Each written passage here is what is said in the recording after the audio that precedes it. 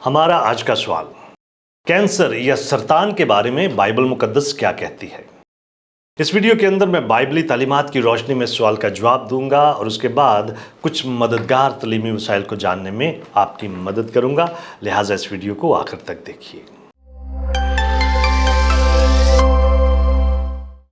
Bible मुकद्दस खसूसी तौर पर कैंसर या सरतान के मर्ज के बारे में कुछ भी नहीं कहती।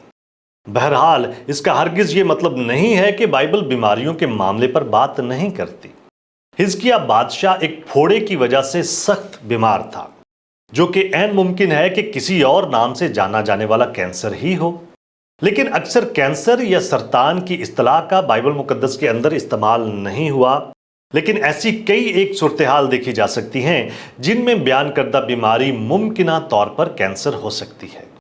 खुदावंद यीशु मसीह की ज़मीनी खिदमत के दौरान उसके पास हर तरह के मरीजों को लाया जाता था और उसने अपनी शिफाइया खिदमत के ज़रिए से सभी तरह की बीमारियों को ठीक किया, और उन बीमारियों में कैंसर के मरीज़ भी हो सकते हैं।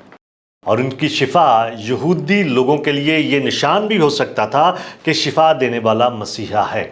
बहरहाल कैंसर भी दीगर सभी बीमारियों की तरह इस ज़मीन पर गुनाह की वजह से आने वाली लानत का ही नतीजा है। पैदाइश 3 बाब उसकी 17 आयत में हम पढ़ते हैं कि इसलिए ज़मीन तेरे सबब से लानती हुई।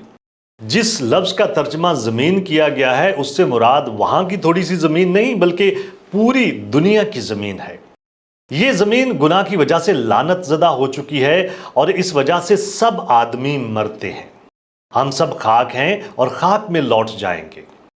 और मौत के आने का तरीका बीमारियां भी हो सकती हैं जो कि इस ज़मीन पर गुनाह की वजह से आने वाली लानत का नतीजा है। ईमानदार और गैर ईमानदार दोनों ही को अपनी ज़िंदगियों में कैंसर और दीगर बीमारियों का सामना करना पड़ता है जो बहुत सारे लोगों की अमवात का सबब बनती हैं।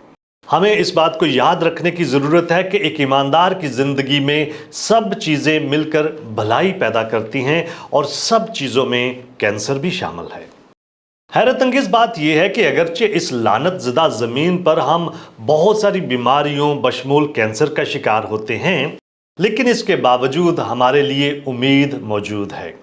103 ज़बूर के अंदर एक ज़बरदस्त हवाला मौजूद है जो हमें पुख्ता यकीन दिलाता है कि इस दुनिया की सभी बीमारियों का एक दिन खात्मा हो जाएगा। 103 ज़बूर उसकी पहली 4 आयात बयान करती हैं, ऐ मेरी जान खुदावन को मुबारक कहे और जो कुछ मुझ में है उसके कद्दूस नाम को मुबारक कहे।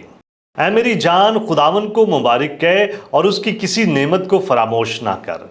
वो तेरी सारी बदकारी को बख्शता है, वो तुझे तमाम बीमारियों से शिफा देता है, वो तेरी जान हलाकत से बचाता है, वो तेरे सर पर शफकत और रहमत का ताज रखता है।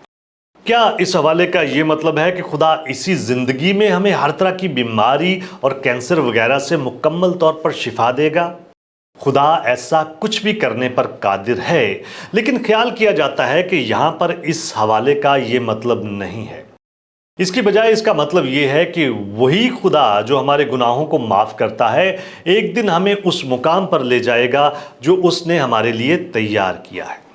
उसकी तरफ से अता करदा रहाई हमें तबाही से बचाती है और फिर उसके बाद मज़ीद कोई लानत नहीं होगी, कोई बीमारी नहीं होगी और मौत भी नहीं होगी, और हमें हमेशा के लिए खुदा की भलाई और फजल का ताज पहनाया जाएगा।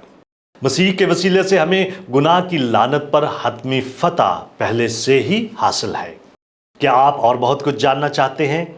हमारे इस चैनल को सब्सक्राइब कीजिए ताकि आप हमारी दीगर वीडियोस को मिस ना कर दें, और बहुत सारे सवालात के जवाबात को जानने के लिए हमारी वेबसाइट godquestions.org को विज़िट कीजिए। क्या आपके और बहुत सारे सवालात हैं? बाइबल मुकद्दस के पास आपके सभी सवालात के जवाबात हैं। शुक्रिया।